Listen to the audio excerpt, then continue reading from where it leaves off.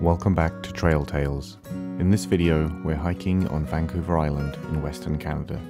This is one of many hikes we did on our trip to the southwest corner of the island, between Sooke and Port Renfrew. This is an often overlooked part of the island, overshadowed by the more famous Tofino and Nanaimo. We hope to inspire you to visit this equally stunning part of Canada. The hike today is a 5.75 kilometer loop inside East Sooke Regional Park. It should take between an hour and a half to 2 hours, with only 130 meters of elevation gain throughout. Just over half of the trail follows the coastline, and the remaining stretch goes through the forest, so it should be a pretty scenic hike.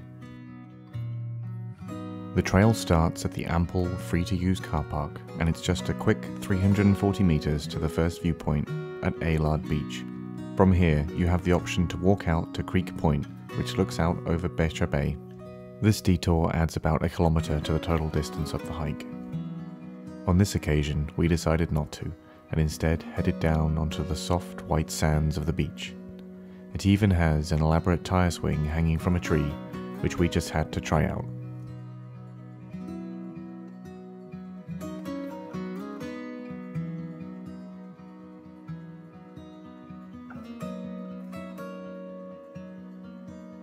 Considering the heavy rain over the previous few days, there were only a few muddy sections. But I would say that the majority of the hike was quite dry. Most of the west coast of this island is rainforest. An icon of the Pacific Northwest, this is not a tropical rainforest, but it gets as much rain. Mossy wisps hanging from the end of tree branches dance in the wind.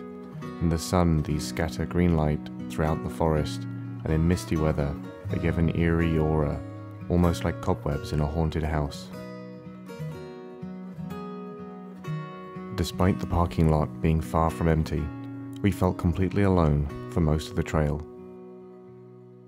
We were hiking in early May. The large car park suggests that this park gets a lot busier with better weather.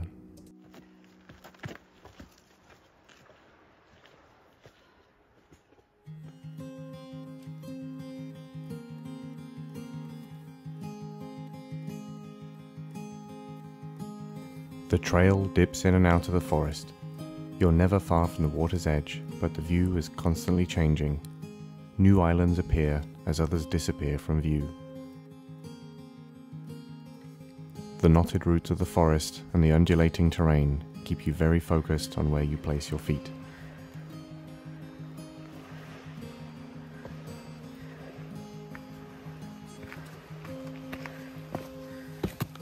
The bright red bark on some of the trees was quite striking against the grey-green of the moss-covered trunks and moody skies.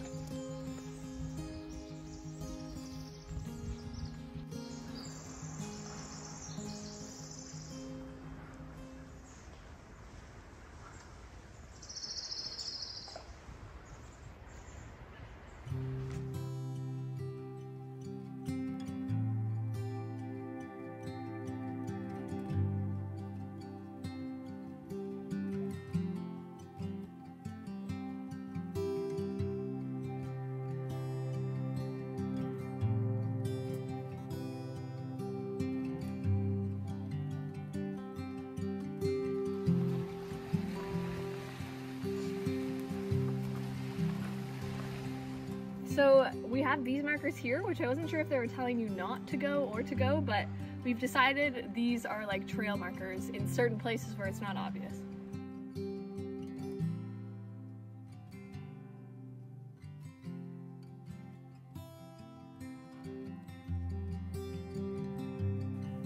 At the 1.5 kilometer mark, you will find the Aldridge Point Petroglyphs, thought to have been made by the local indigenous tribe, the Sooke, around 3,000 years ago.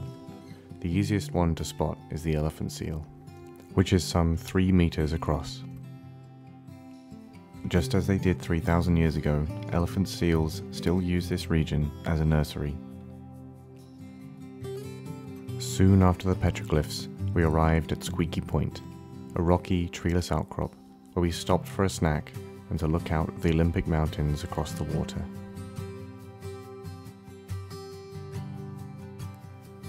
To me, this rugged coastline is so beautiful, partly because it's unlike anything I have at home, but also because it feels so secluded and peaceful.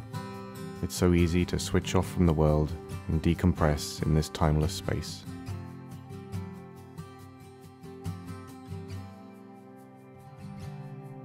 Some parts of the coastline can get very windy, so hold on to your hat.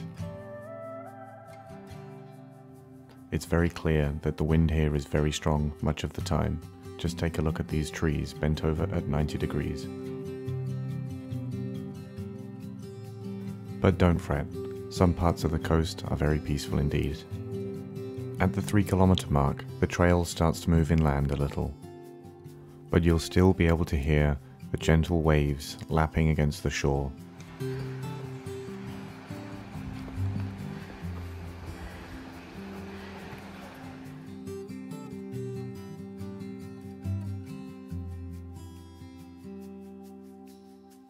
While there aren't many hills on this hike, there is a lot of up and down climbing over rocks and the undulating terrain. For this and the aforementioned abundance of tree roots, I would strongly recommend footwear with good ankle support. We climbed higher and further away from the water. This is essentially a warm-up for the main climb, which takes you to the top of Beechy Head, a large rock for which the trail is named. The climb is optional, but I strongly recommend you do it. The view from the top is quite special.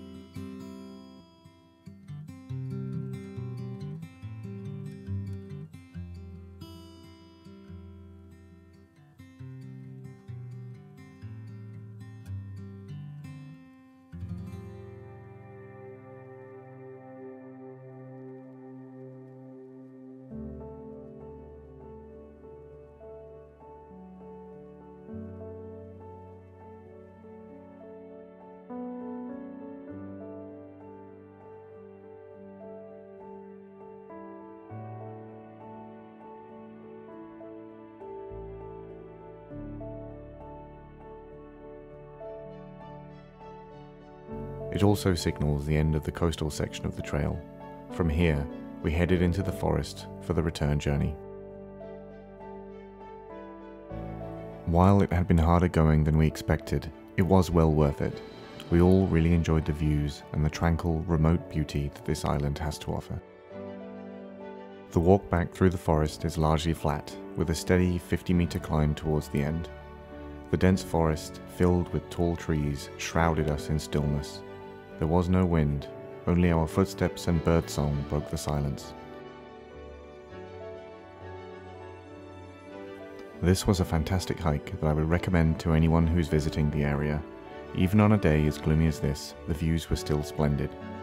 In total, we hiked 5.75 kilometers, gained 128 meters of elevation, and the whole thing took us 2 hours and 15 minutes. I'm rating this hike as easy, although the rough terrain demands sturdy footwear. This park is host to a variety of outdoor pursuits year-round. Outside of hiking, there are plenty of kayakers, paddleboarders, and snorkelers exploring the water that surrounds it. Thank you so much for watching. If you enjoyed this video, please consider leaving a like, and if you have any questions or want to share your experiences on the trail, feel free to leave a comment.